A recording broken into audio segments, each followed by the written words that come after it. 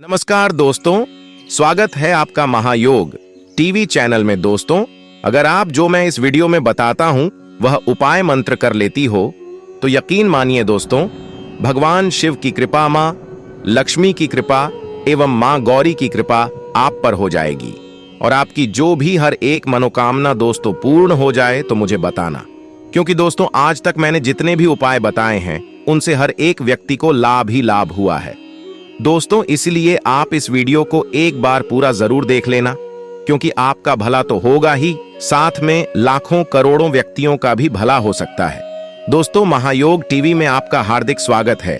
कैसे हैं आप सब, ये बताने के लिए कमेंट बॉक्स में जय माता दी जरूर लिखें। दोस्तों, आज हम इस वीडियो में बात करेंगे मासिक शिवरात्रि व्रत के बारे में कि यह व्रत कब से शुरू करना चाहिए और कितने व्रत करने चाहिए। इसके अलावा हम आपको बताएंगे कि मासिक शिवरात्रि व्रत में अभिषेक और इसकी पूजा विधि क्या होती है। साथ ही व्रत रखने वाले को इस दिन क्या खाना चाहिए और क्या नहीं खाना चाहिए, इस व्रत के क्या नियम है, इस दिन क्या करना चाहिए और क्या नहीं करना चाहिए। साथ ही आपके मासिक शिवरात्रि व्रत का उद्यापन कब और कैसे करना है, इसकी भी जानकारी दोस्तों। इस वीडियो में आपके मासिक शिवरात्रि व्रत से रिलेटेड संपूर्ण एवं पूरी जानकारी हम बताएंगे, जानकारी मिलेगी। लेकिन वीडियो शुरू करने से पहले आपसे रिक्वेस्ट है कि अगर अभी तक आपने हमारे YouTube चैनल का महायोग टीवी चैनल में को सब्सक्राइब नहीं किया है तो जल्दी से आप सबकी महायोग टीवी चैनल को सब्सक्राइब जरूर करें, क्योंकि दोस्तों इतनी ज्ञानवर्धक जानकारी आपको फ्री में कोई नहीं देगा। जो महायोग टीवी का संकल्प है कि हर एक भारतीय नागरिक को हर एक त्योहार की विशेष रूप से जानकारी प्राप्त कर सके, ये महायोग टीवी का एक मकसद है। टीवी चैनल को जरूर सब्सक्राइब करें और ज्यादा से ज्यादा शेयर करें। तो लाए शुरू करते हैं दोस्तों। हर माह के कृष्ण पक्ष की चतुर्दशी तिथि को मासिक शिवरात्रि का व्रत रखा जाता है। मानता है कि कृष्ण पक्ष की चतुर्दशी तिथि को महादेव को शिवलिंग के रूप में प्रकट हुए थे। जिस दिन यह घटना घटी थी उसे दिन को महाशिवरात्रि के नाम से जाना जाता है। लेकिन तब से हर माह के कृष्ण पक्ष की चतुर्दशी का दिन शिव जी को समर्पित हो गया। इस तरह हर माह आने वाले कृष्ण पक्ष की चतुर्दशी को मासिक शिवरात्रि के नाम से जाना जाने लगा। मानता है कि इस दिन यदि भगवान शिव की पूरे विधि विधान से पूजा की जाए तो असंभव कार्य भी कुछ ही दिनों में संभव हो जाता है। मानता है कि इस दिन व्रत रखने से व्यक्ति की सभी मनोकामनाएं पूरी हो जाती हैं और कठिन से कठिन काम भी बन जाते हैं। कुंवारी लोग इस दिन व्रत रखें तो उन्हें मनचाहा जीवन साथी मिलता है और शादीशुदा लोगों के जीवन की हर समस्या दूर हो जाती है। उनके जीवन में सुख और शांति आती है और जिन लोगों के संतान नहीं है उन्हें संतान प्राप्ति का आशीर्वाद मिलता है। दोस्तों, जो लोग इस व्रत को रखना चाहते हैं तो वह इसे महाशिवरात्रि से आरंभ कर सकते हैं या फिर सावन माह में पढ़ने वाली शिवरात्रि से भी इस व्रत की शुरुआत कर सकते हैं। इस व्रत को 1 साल तक करना चाहिए या नहीं, 12 महीने में पढ़ने वाली मासिक शिवरात्रि का व्रत करना चाहिए।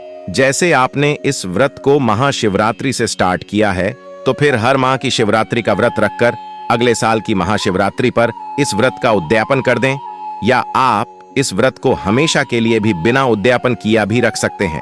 दोस्तों, आगे जानकारी बताने से पहले महायोग टीवी चैनल आपसे एक छोटा सा अनुरोध करना चाहेगा कि आप अपनी राशि को हमारे कमेंट बॉक्स में जा डाल दें, जिससे कि आपकी राशि के अनुसार हम भाग्य भी बताते हैं। आपके भाग्य में या फिर आपकी जीवन में जो समस्या है उसके समाधान का उपाय भी बताते हैं। इसलिए अपनी राशि को हमें कमेंट बॉक्स में जरूर बता दे। दोस्तों, वैसे शिव जी की पूजा प्रदोष काल में करना उत्तम रहता है, लेकिन शिवरात्रि की पूजा निशिता कल्याणी अर्धरात्रि में करना सर्वोत्तम माना गया है। यदि आपने सीता कल में पूजा नहीं कर सकते हैं तो सुबह और शाम पूजा जरूर करें। आप मासिक शिवरात्रि व्रत के एक दिन पहले से ही सूर्यास्त के बाद तामसिक चीजों का त्याग करें। साथ इसी दिन से पूर्णता ब्रह्मचर्य का पालन करना अनिवार्य है और आप एक दिन पहले दातुन या ब्रश भी कर ले। अपने मुंह को अच्छे से साफ सुथरा कर ले। फिर व्रत वाले दिन आप प्रातः कल सुबह जल्दी उठे और गंगा जल में काले तिल मिलाकर स्नान करें। फिर इसके बाद आप सफेद या हल्के रंग के वस्त्र धारण करें।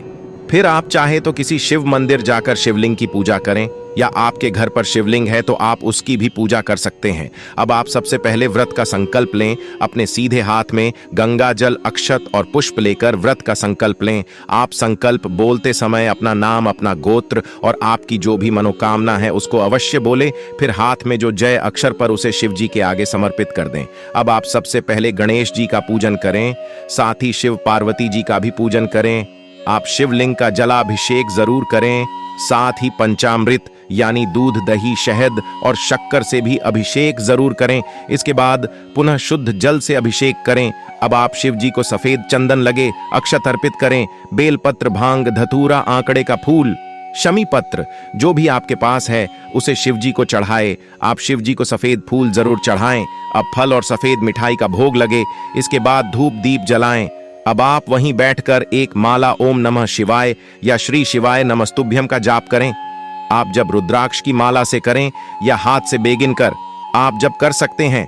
इसके अलावा शिव चालीसा, शिवाष्टक, रुद्राष्टक, शिव महापुराण या शिव तांडव स्तोत्र या शिव सहस्त्र नाम का पाठ भी कर सकते हैं। इसके बाद शिव जी की आरती करके पूजा में हुई भूल चुके लिए क्षमा जरूर मांगे। अब आप शाम के समय पुनः स्नान करें, शिव जी का विधिवत पूजा अर्चना करें। हो सके तो इस दिन रात्रि जागरण जरूर करें, और यदि आप पूरी रात जागरण नहीं कर सकते हैं तो मध्य रात्रि तक जागरण जरूर करें, या नहीं रात 12 तक भजन कीर्तन मंत्र जाप जरूर करें। और फिर अगले दिन सुबह जल्दी उठकर स्नान करके शिव पूजा के बाद ही किसी ब्राह्मण को भोजन कराकर यथाशक्ति दान दक्षिणा के बाद ही आप अपने व्रत का पारण करें। दोस्तों, मासिक शिवरात्रि का व्रत आप निर्जल व निराहार कर सकते हैं या फिर फलाहार रहकर भी आप इस व्रत को कर सकते हैं। यदि आप फलाहार व्रत कर रहे हैं तो सुबह व शाम की पूजा के बाद फलाहार कर सकते हैं। वैसे शिव जी के व्रत में नमक का त्याग करना चाहिए, लेकिन यदि आप बीमार हैं और बिना नमक के व्रत करना संभव न हो तो इस स्थिति में आप व्रत वाला नमक यानी सेंधा नमक का इस्तेमाल कर सकते हैं। आप इस व्रत में जल जाए, दूध, जूस आदि ले सकते हैं। साथ ही आप कुट्टू या सिंघाड़े के आटे की पूरी या पराठा खा सकते हैं। साबूदाना की खीर, खिचड़ी, सामा के चावल की खीर या खिचड़ी आदि का भी प्रयोग कर सकते हैं। फलों में आप ज्यादा खट्टे फल छोड़कर सभी फल का सेवन कर सकते हैं। दोस्तों, मासिक शिवरात्रि व्रत के दिन भूलकर भी घर का कोई भी सदस्य मांस मदिरा का सेवन न करें। इस दिन भजन में गलती से भी प्याज लहसुन का इस्तेमाल नहीं करना चाहिए। इसके अलावा वृद्ध को इस दिन काले कपड़े पहनने से भी बचना चाहिए और गलती से शिवलिंग पर तुलसी के पत्ते नहीं चढ़ाने चाहिए और ना ही केतकी का फूल शिवलिंग पर चढ़ाना चाहिए। इसके अलावा कभी भी बेलपत्र के टूटे हुए पत्ते या कटे फटे पेट शिवलिंग पर ना चढ़ाएं और शिवलिंग पर कभी भी कुमकुम या सिंदूर का तिलक नहीं लगना चाहिए। दोस्तों, कोई भी व्रत बिना उद्यापन किए हुए पूरा नहीं माना जाता। जब आपका व्रत पूर्ण हो जाए तब आप इस व्रत का उद्यापन करें। आप हर बार की तरह इस दिन भी शिव जी की पूरी विधि विधान से पूजा करें। इसके बाद उद्यापन के दिन हवन जरूर करें। आपने जिस चीज का भोग लगाया है जैसे खीर आदि तो आखिर की आहुति देकर ही अपने हवन को संपन्न करें। अब 11, 21 इमड़वान या फिर 108 बार आहुति दे सकते हैं। आप शिव जी के किसी भी मंत्र जैसे ओम नमः शिवाय महामृत्युंजय मंत्र या श्री शिवाय नमस्तुभ्यम मंत्र से हवन की आहुति दे सकते हैं। इसके बाद किसी ब्राह्मण को भजन जरूर कारण, और यदि भोजन न कर सके तो आप ब्राह्मण को सीधा अवश्य दें। सीधा का मतलब होता है एक टाइम का भोजन बनाने योग्य नाच, जैसे आटा, दाल, चावल, सब्जी, घी, नमक और कुछ दक्षिणा सहित दान करें। इस तरह से आप अपने मासिक शिवरात्रि व्रत का उद्यापन कर सकते हैं। तो आशा है कि आपके मासिक शिवरात्रि व्रत से जुड़ी ये जानकारी अच्छी लगी होगी।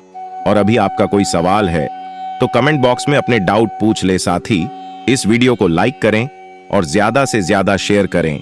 साथ ही चैनल को सब्सक्राइब करें। दोस्तों, मैं आपको जितने भी उपाय बताए हैं, जो भी धार्मिक प्रयोग बताएं दोस्तों, ये जो महादेव की जो उपाय बताए हैं मैंने दोस्तों, अगर आपको कोई लाभ है जो आपको लाभ नहीं प्राप्त हो रहा है तो इस उपाय से वह लाभ तो जरूर हो जाएगा दोस्तों। पर आपको कई लोगों को लाभ नहीं होता है, तो वह किस कारण से नहीं होता है मैं आपको यह भी बता देता हूं।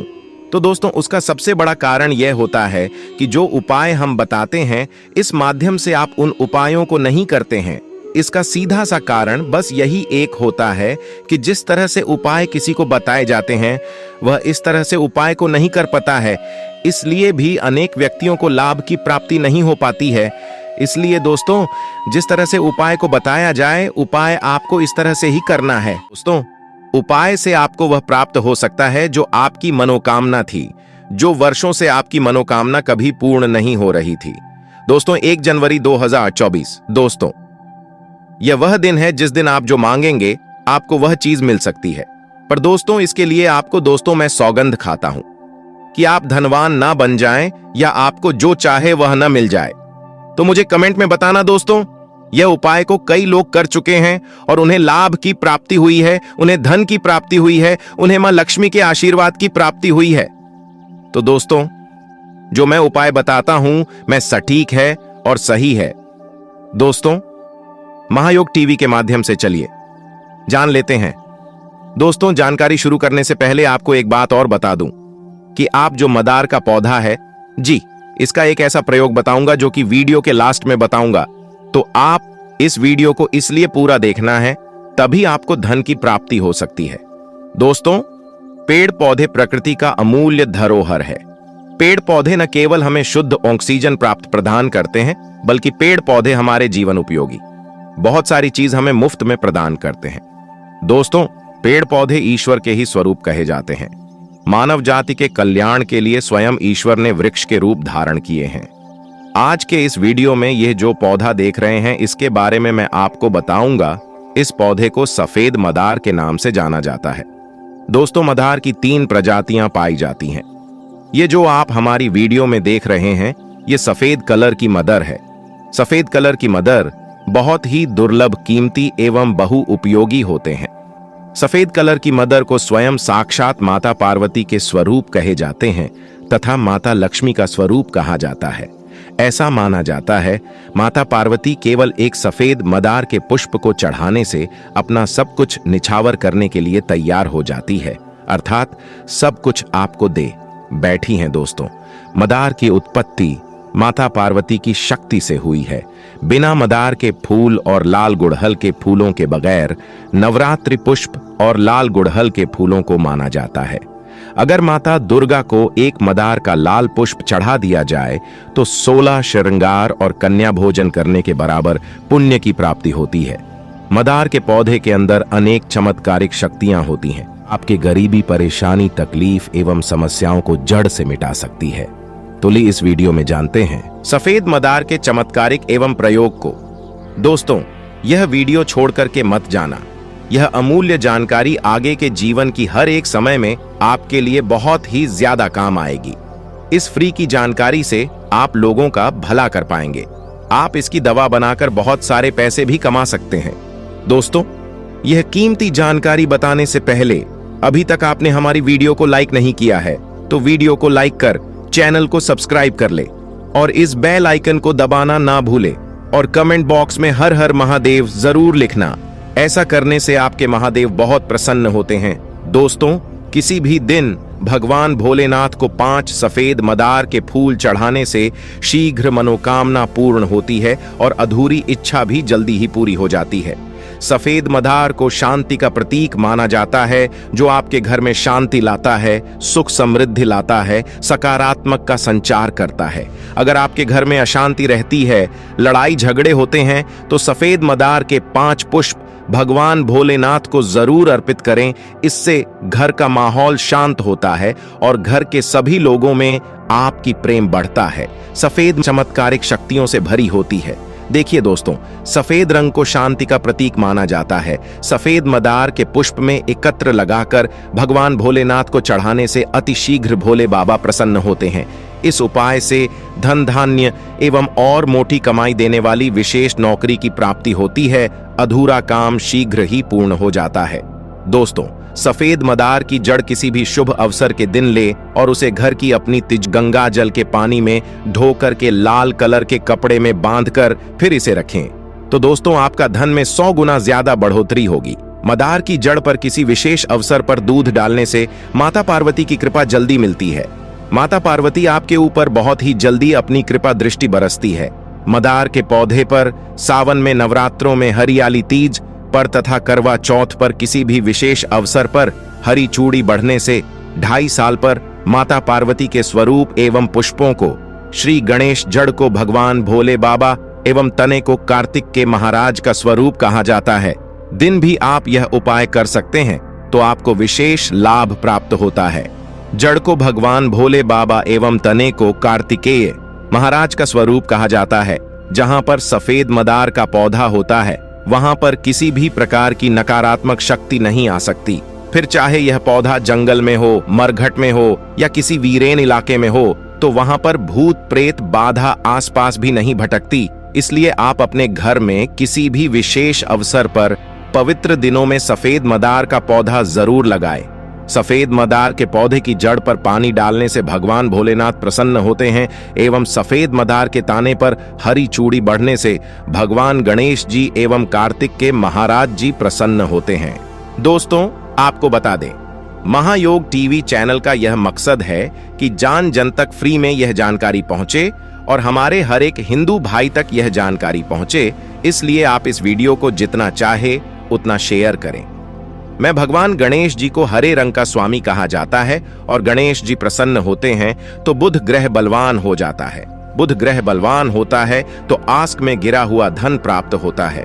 दोस्तों, ज्योतिष शास्त्र के अनुसार सफेद मदार की जड़ को ताबीज में डाल करके पहनने से तो भाग्य बल बन होता है।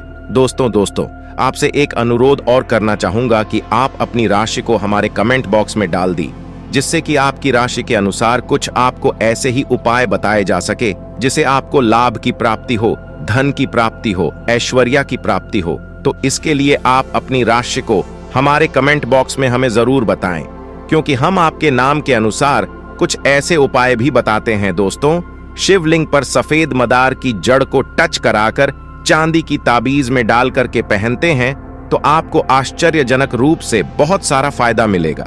जीवन के सारे कष्ट, तकलीफ बड़ा छुटकियों में समाप्त हो जाएंगे। मदार का पौधा अगर आपके घर के सामने किसी ने लगा रखा है तो आपके बारे में आपका भाग्य उदय होने वाला है। आप बहुत ही किस्मत के धनी हैं।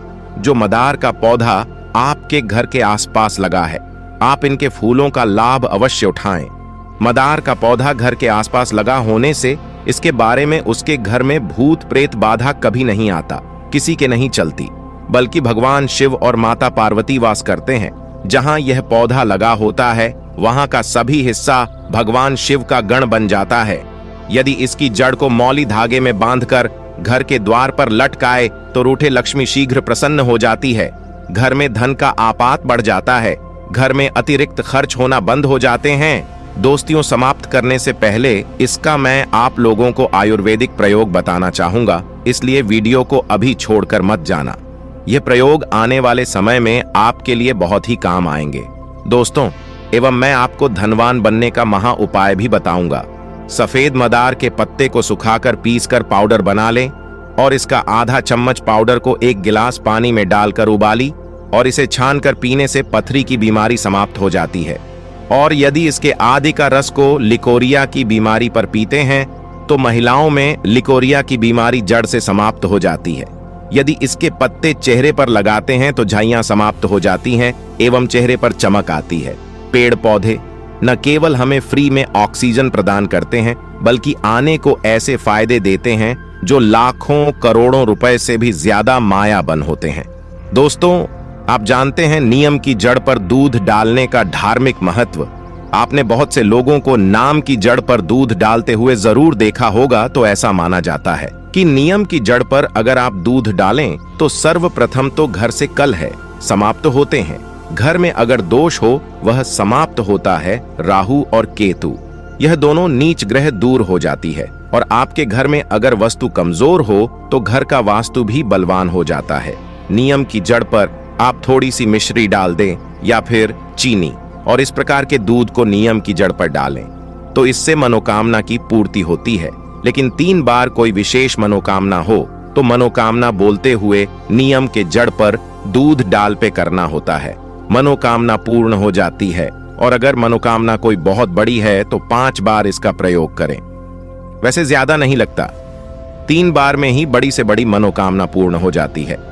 इसके बाद नीम के जो बीज होते हैं, जिसे हम निमोनिया या फिर बोलते हैं, तो नीम के बीज से निकला तेल अर्थात नीम का तेल, नीम के तेल का अगर आप दीपक मानव दुर्गा की मूर्ति है या फिर उनकी तस्वीर है, उनके समीप में लगातार 7 दिनों तक जलते हैं और ओम धूम दुर्गाय नमः इस प्रकार के बीज मंत्र को अगर आप जागते हैं तो यह मंत्र सिद्ध हो जाते हैं और इस मंत्र का जिस कार्य के लिए आप प्रयोग करोगे वह कार्य शीघ्र पुण्य कर देते हैं। या फिर माता नव दुर्गा है, उनके सामने में अगर नीम के तेल का दीपक जलते हैं और दीपक जलाने के बाद कोई आपकी विशेष मनोकामना हो, वह मनोकामना बोले और ओम तुम दुर्गाय नमः इस मंत्र का जाप करें तो उसे मनोकामना को पूर्ण होने से साक्षात ब्रह्म भी नहीं रोक पाएंगे।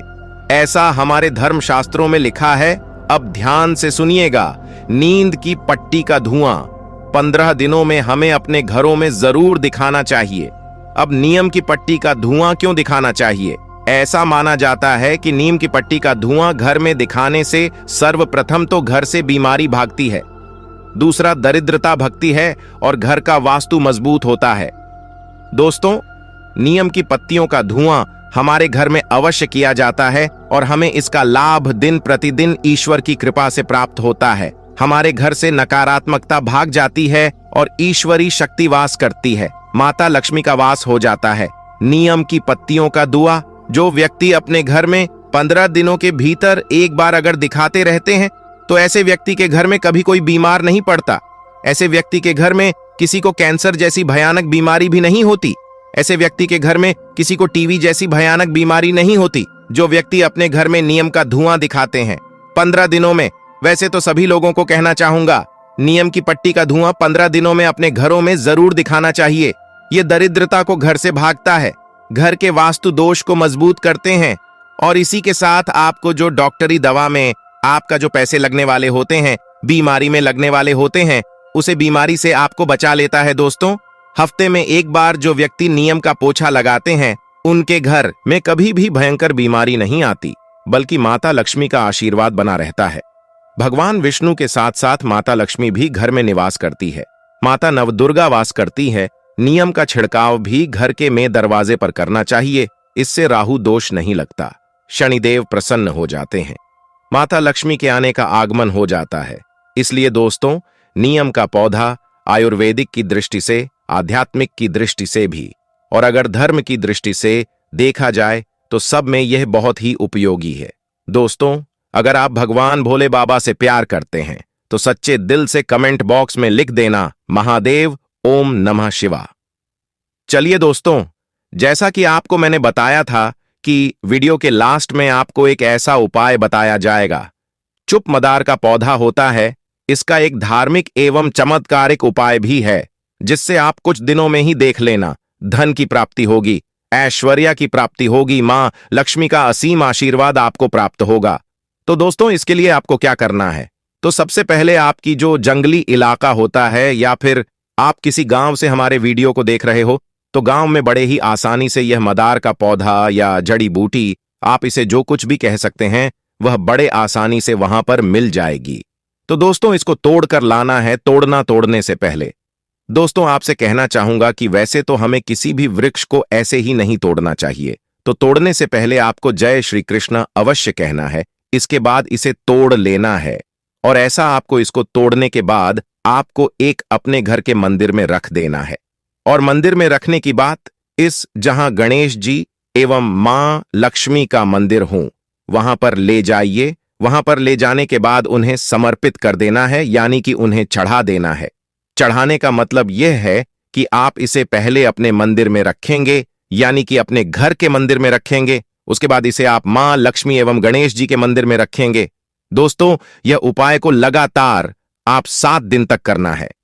दोस्तों, अगर आप यह उपाय कर लेते हो तो आप जैसे कि आपको मैंने बताया कि आप इस उपाय को लगातार 7 दिन तक करना है। दोस्तों, आपको यह भी बता दें कि जो मदार का पौधा होता है, यह अगर 11 या फिर 12 साल पुराना हो तो आपको यह तो झांती होगा कि यह भगवान गणेश की सूंड जो होती है उसकी आकृति ले लेता है। तो दोस्तों, इसी तरह से यह उसी तरह से आकृति ले लेता है, क्योंकि यह भगवान गणेश का एक विशेष पौधा है और भगवान गणेश पर अगर इसका कोई यह उपाय करता है, जो आपको उपाय हमने बताया है, वह उपाय करता है तो उसे धन की प्राप्ति होती है, मान लक्ष्मी का असीम आशीर्वाद प्राप्त होता है। भगवान गणेश उसे पर विशेष रूप से कृपा करते हैं। दोस्तों, ये तो आपने देखा ही होगा कि भगवान गणेश एवं मां लक्ष्मी दोनों के ज्यादातर अपने साथ में ही फोटो या फिर जो तस्वीर होती है वह देखी होगी। तो दोस्तों, आप यह उपाय को जरूर करना। आपको लाभ की प्राप्ति होगी, धन की प्राप्ति होगी, ऐश्वर्या की प्राप्ति होगी। दोस्तों, अगर आपने यह वीडियो अभी तक पूरा देखा है तो आप जय मां लक्ष्मी अवश्य लिखें एवं भगवान गणेश की प्रतिमा की यह उपाय जरूर कर